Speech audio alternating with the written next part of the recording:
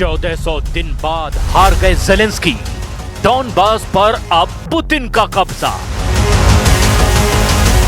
इस वक्त रूस यूक्रेन जंग ऐसे मौके पर पहुंच चुकी है जहां ज़ेलेंस्की के सामने सिर्फ एक ही रास्ता बचा है, या तो पुतिन की शर्तें मान लें या फिर नए साल 2026 में यूक्रेन पर अब तक का सबसे बड़ा रूसी हमला सहने के लिए तैयार हो जाएं।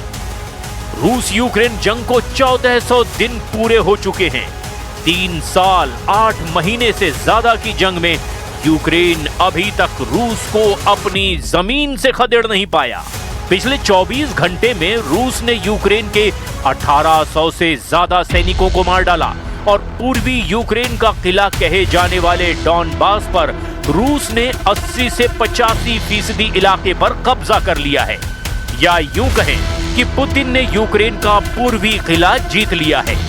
इधर चौंकाने वाली खबर यह है कि ज़ेलेंस्की राष्ट्रपति ट्रंप को संकेत दे चुके हैं कि यूक्रेन रूस को डॉनबास का इलाका सौंप सकता है अगर रूस पूर्वी यूक्रेन के बचे हुए इलाकों से अपनी सेना वापस बुला ले। हैरानी की बात तो यह है कि ज़ेलेंस्की लगभग 100 घंटे पहले यही दावा कर रहे थे कि यूक्रेन रूस को ना तो डॉनबास देगा और ना ही यूक्रेन की 1 इंच जमीन देगा। लेकिन रूस के तूफानी हमलों ने अब ज़ेलेंस्की की बोलती बंद कर दी है। अमेरिका को छोड़कर जो नेटो और यूरोपियन यूनियन के देश यूक्रेन से लगातार जंग करने की अपील कर रहे थे, वो भी अब ज़ेलेंस्की को भरोसा नहीं दिला पाए कि अमेरिका के बिना नेटो और यूरोपीय यूनियन के बाकी देश रूस को यूक्रेन की जमीन से खदेड़ने में मदद कर पाएंगे। अभी के ताजा हालात ये हैं कि ज़ेलेंस्की अब 20 सूत्रीय फॉर्मूले के जरिए पुतिन के सामने हथियार डालने को तैयार हैं। लेकिन दिक्कत यह है कि पुतिन अब रत्ती भर भी ज़ेलेंस्की के प्रस्ताव पर गंभीरता नहीं दिखा रहे हैं। पहले तो हम आपको दिखाने जा रहे हैं कि कैसे रूस ने डॉनबास पर पिछले 5 महीनों से तूफानी हमले करके एक तरह से यूक्रेन के साथ साथ अब यूक्रेन के समर्थक 81 देशों को भी चारों खाने चित कर दिया है। डॉनबास पर 90% रूसी कब्जा। अब पुतिन को 10% डॉनबास देंगे ज़ेलेंस्की। राष्ट्रपति ज़ेलेंस्की को जरा भी अंदाजा नहीं था कि America, Britain, France, Germany, Poland समेत नेटो और यूरोप के लगभग 80 देशों की सैन्य मदद और समर्थन भी रूस को झुका नहीं पाएगा। ज़ेलेंस्की ने 1 दिसंबर से लेकर 23 दिसंबर 2025 तक पेरिस, लंदन, बर्लिन, ब्रसेल्स और वॉशिंगटन समेत यूरोप और पश्चिमी देशों से रूस के खिलाफ रणनीतिक प्लान बनाने की कोशिश की। लेकिन दिक्कत ज़ेलेंस्की के सामने ये रही कि इस दौरान रूस के सबसे बड़े और ज्यादा हमले पूर्वी यूक्रेन के डॉनबास पर करे गए ताकि ज़ेलेंस्की की सारी प्लानिंग फेल की जा सके, और इसका असर भी साफ साफ देखा जा सकता है। खबर यह है कि रूस ने अब तक 90% तक के डॉनबास पर कब्जा कर लिया है और अब ज़ेलेंस्की भी शर्तों के साथ पूरा डॉनबास रूस को देने तैयार हो गए हैं। पुतिन को डॉनबास देंगे ज़ेलेंस्की। 20 सूत्रीय फॉर्मूला हुआ तय। यूक्रेन के राष्ट्रपति ज़ेलेंस्की ने अमेरिका के साथ तैयार 20 पॉइंट शांति योजना का खुलासा किया, जिसमें पूर्वी क्षेत्रों में डीमिलिटराइज्ड जोन बनाने की सहमति जताई गई, बशर्ते रूस भी अपनी सेनाएं पीछे हटाए।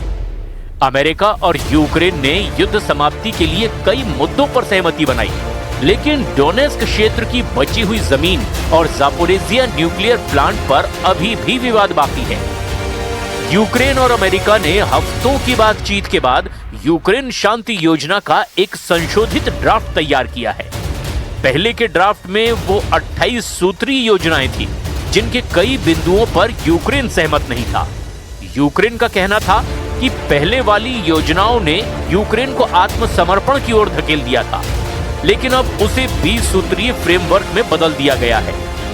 यूक्रेनी मीडिया क्यू इंडिपेंडेंट की रिपोर्ट के अनुसार यूक्रेन, अमेरिका और यूरोप के बीच 3 पक्षीय सुरक्षा गारंटी ड्राफ्ट तैयार किया गया।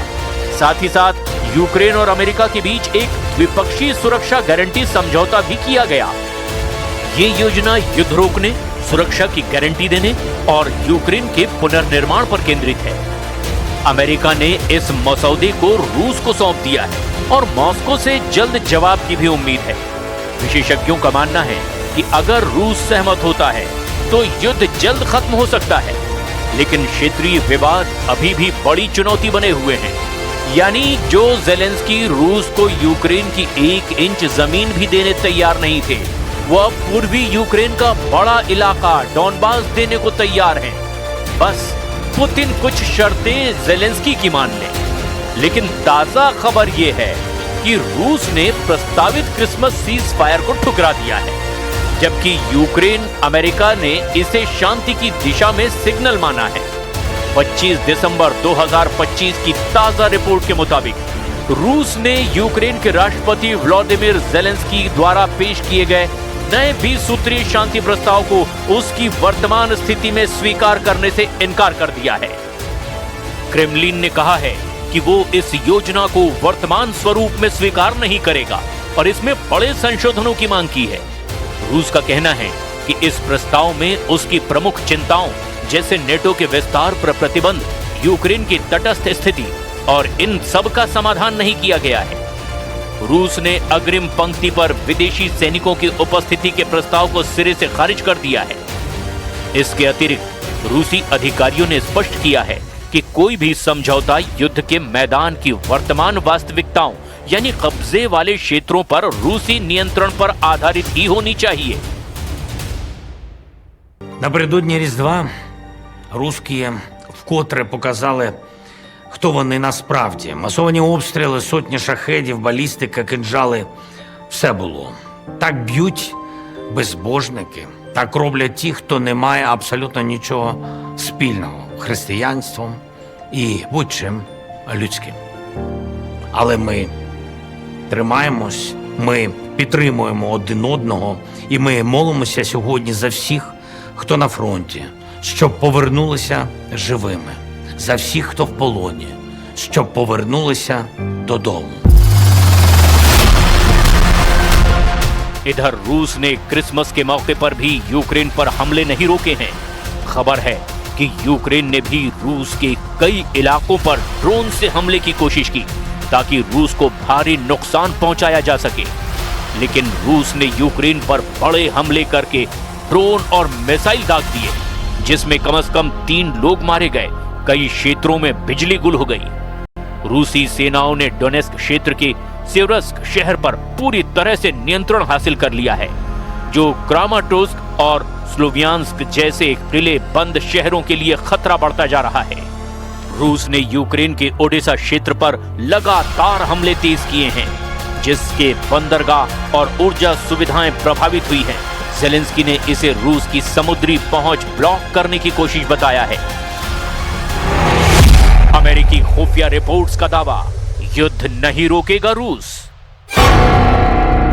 जबकि दूसरी तरफ अमेरिकी खुफिया रिपोर्ट्स के मुताबिक पुतिन के युद्ध लक्ष्य अपरिवर्तित हैं, यानी उसमें कोई बदलाव नहीं जो उन्होंने मंसूबा पाला है। वो पूरे यूक्रेन पर कब्जा चाहते हैं, भले ही शांति वार्ताएं चलती रहें। रूस ने प्रस्तावित क्रिसमस सीज फायर को भी ठुकरा दिया, जबकि यूक्रेन और अमेरिका ने इसे शांति की दिशा में सिग्नल माना था। यूक्रेन ने रूस के तुला क्षेत्र में सिंथेटिक रबर प्लांट और क्रीमिया में ड्रोन स्टोरेज पर भी हमले कर दिए। रूसी सेनाओं ने 2025 में यूक्रेन के लगभग 1800 वर्ग मील क्षेत्र पर कब्जा किया, लेकिन भारी नुकसान हुआ है। लगभग 3,82,000 रूसी सैनिक मारे गए हैं। यूरोपीय संघ ने यूक्रेन को 90 बिलियन यूरो का लोन देने पर भी सहमति जताई है, जो रूस के द्वारा मुआवजा दिए जाने पर ही चुकाना होगा। जेलेंस्की ने कहा कि शांति योजना में यूक्रेन को नेटो जैसे मजबूत सुरक्षा गारंटी मिलेगी और रूस के साथ नॉन अग्रेशन एग्रीमेंट होगा, तब जंग रुकेगी। लेकिन मौजूदा हालात को देखते हुए रूस यूक्रेन जंग रुकने की संभावना बिल्कुल ना के बराबर है। В переговорном процессе по украинскому регулированию, я имею в виду в переговорном процессе Соединенными Штатами Америки наблюдается медленное, но верное продвижение вперед. И оно сопровождается, как уже неоднократно подчеркивалось, крайне вредоносными и даже злонамеренными попытками группы государств, прежде всего как раз вот этими западноевропейскими, торпедировать эти усилия, пустить под откос все достигнутые дипломатические наработки. В диалоге с американской администрацией неизменно призываем коллег активно противостоять этому деструктивному процессу. डॉनबास क्षेत्र की वर्तमान स्थिति को लेकर दिसंबर 2025 की ताजा रिपोर्ट के मुताबिक स्थिति काफी तनावपूर्ण और निर्णायक मोड़ पर है। रूस ने भले ही पूरे डॉनबास पर अपना कब्जा नहीं किया हो, लेकिन वो इसके बहुत बड़े हिस्से पर यानी लगभग 80 से 85% इलाके पर अपना नियंत्रण कर चुका है। सबसे गौर करने वाली बात यह है कि रूस और यूक्रेन के लिए डॉनबास इतना इंपॉर्टेंट क्यों है। जरा आप गंभीरता से इसे समझ लीजिए। रूस ने अभी तक 100% डॉनबास नहीं जीता है, लेकिन उसकी स्थिति बेहद मजबूत है। दरअसल पूर्वी यूक्रेन के लुहांस्क और डोनेस्क को मिलाकर डॉनबास बना है। लुहांस्क पर रूस का लगभग 99% क्षेत्र पर नियंत्रण है और डोनेस्क के लगभग 70 से 75% हिस्से पर रूस का कब्जा हो चुका है। पुतिन ने दिसंबर 2025 में एक बड़ा बयान देते हुए कहा कि यूक्रेन डॉनबास के बचे हुए हिस्से से अपनी सेना हटा ले, वरना रूसी सेना सैन्य बल से इसे पूरी तरह से अपने कब्जे में ले लेगी। ताजा सैन्य अपडेट के मुताबिक रूसी सेना ने डोनेस्क क्षेत्र के रणनीतिक शहर सिवर्स्क पर पूरी तरह से कब्जा कर लिया है। इसके अलावा इवानोपिलिया से भी यूक्रेनी सेना को पीछे हटना पड़ा है। इन कब्जों के बाद रूस अब क्रामाटोर्स्क और स्लोवियांस्क जैसे बड़े शहरों की ओर बढ़ता दिखाई दे रहा है। पोक्रोवस्क डॉनबास का सबसे महत्वपूर्ण लॉजिस्टिक हब है। दिसंबर 2025 की रिपोर्ट के मुताबिक रूसी सेना ने शहर के बाहरी हिस्सों और कुछ शहरी इलाकों में भी प्रवेश कर लिया है। हालांकि यूक्रेन अभी भी शहर के कुछ हिस्सों में मौजूद है और इसे बचाने के लिए भीषण लड़ाई लड़ी जा रही है। विशेषज्ञों का मानना है कि पोक्रोवस्क का गिरना यूक्रेन के लिए डॉनबास में सबसे बड़ी हार होगी। रूस अब डॉनबास को जीतने के बहुत करीब है, लेकिन यूक्रेन की सेना अभी भी कुछ महत्वपूर्ण गढ़ों जैसे कि क्रामाटोर्स्क और स्लोवियांस्क को थामे हुए है। कुल मिलाकर रूस यूक्रेन जंग रुकने के आसार बेहद कम हैं। ज़ेलेंस्की का 20 सूत्रीय फॉर्मूला रूस को जरा भी पसंद नहीं आ रहा है। ऐसे में रूस साल 2026 में भी यूक्रेन पर बड़े पैमाने पर हमले जरूर करेगा।